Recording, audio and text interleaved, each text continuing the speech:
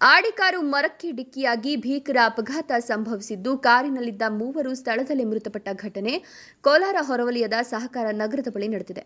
ಹಾಸನ ಮೂಲದ ಹರ್ಷವರ್ಧನ್, ಬಳ್ಳಾರಿ ಮೂಲದ ಬಸವರಾಜ್, ಕೋಲಾರ ಜಿಲ್ಲೆಯ ನಿಶ್ಚಲ್ ಮೃತ ದುರ್ದೈವಿಗಳಾಗಿದ್ದು, ಘಟನೆಯಲ್ಲಿ ಮತ್ತೋರ್ವ ಆಶ್ಚರ್ಯ ರೀತಿಯಲ್ಲಿ ಬಚಾವಾಗಿದ್ದಾನೆ. ಅದೃಷ್ಟವಶಾತ್ ಸಾಯಿ ಗಗನ್ ದುರಂತದಲ್ಲಿ ಬಚಾವಾಗಿದ್ದಾರೆ. ಮೃತಪಟ್ಟ ಮೂವರು ರೇವಾ ಯೂನಿವರ್ಸಿಟಿ ವಿದ್ಯಾರ್ಥಿಗಳು ಅಂತ ತಿಳಿದುಬಂದಿದೆ.